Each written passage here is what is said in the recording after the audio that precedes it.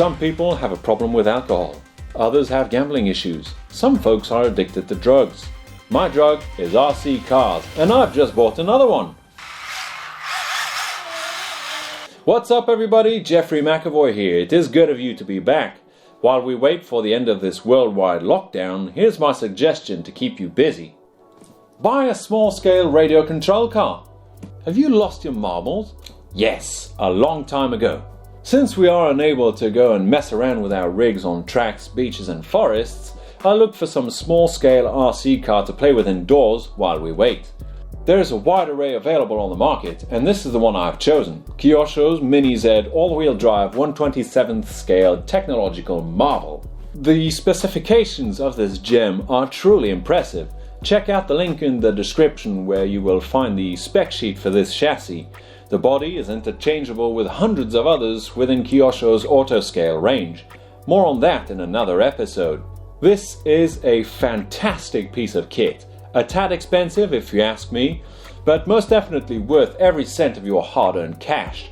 Right now this is most definitely an unnecessary expense for me, but I love it and you will too.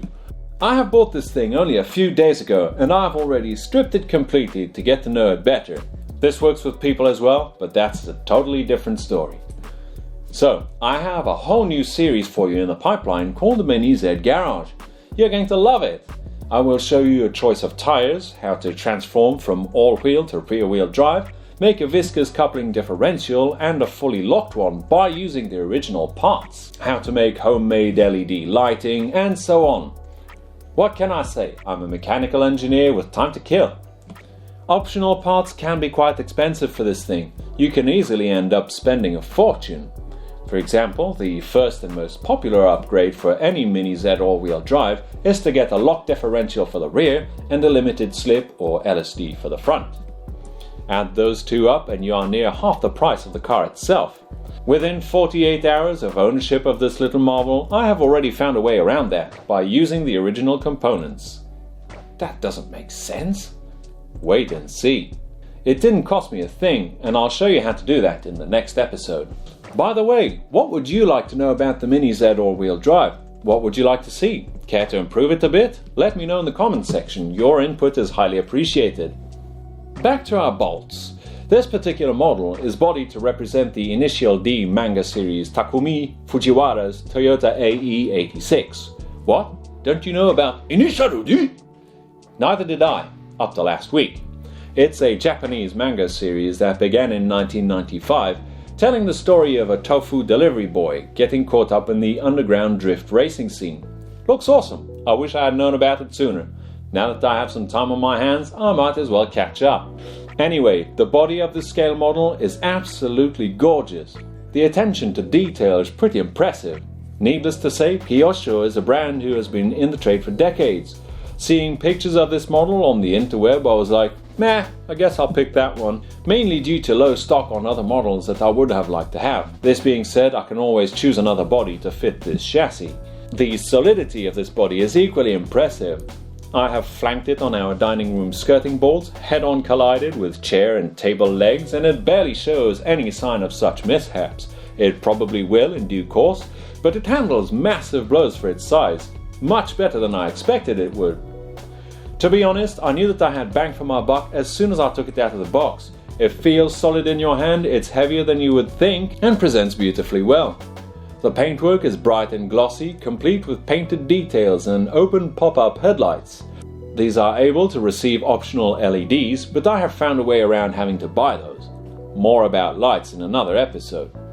This ready-to-run set comes drift ready. It is fitted with rock-hard slick tires, perfect for low-pile carpets or wooden floors.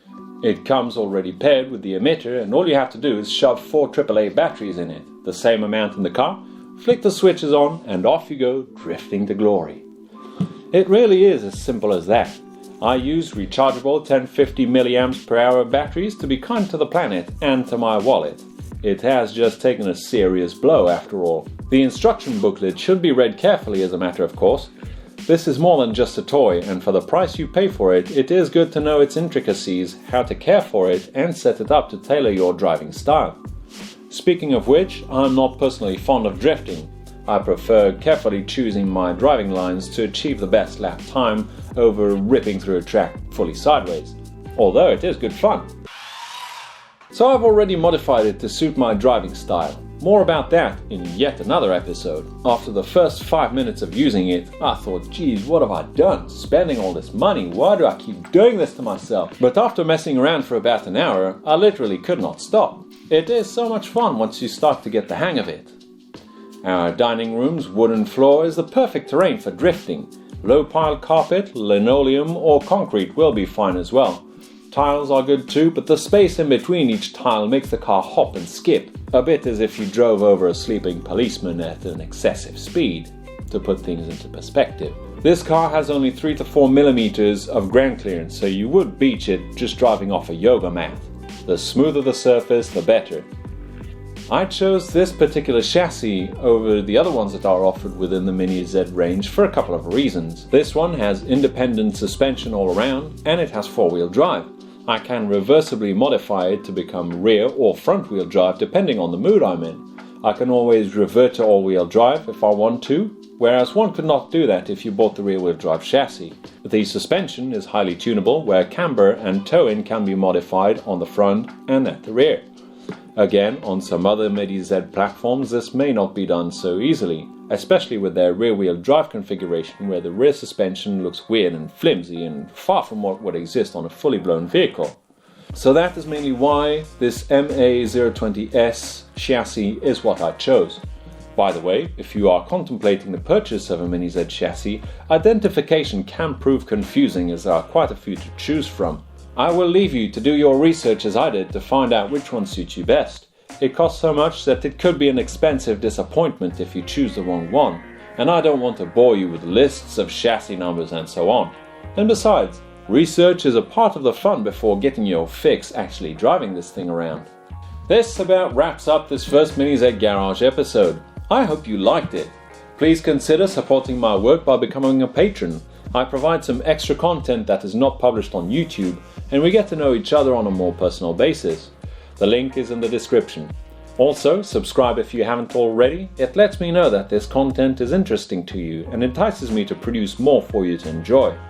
Make sure to tick that notification bell as well. I try to be as regular as I can with one video per week, but that can be difficult sometimes. Thank you for your patience in between uploads. Drop a like, leave a comment, and I'll be catching you all in the next video. Peace out, everybody.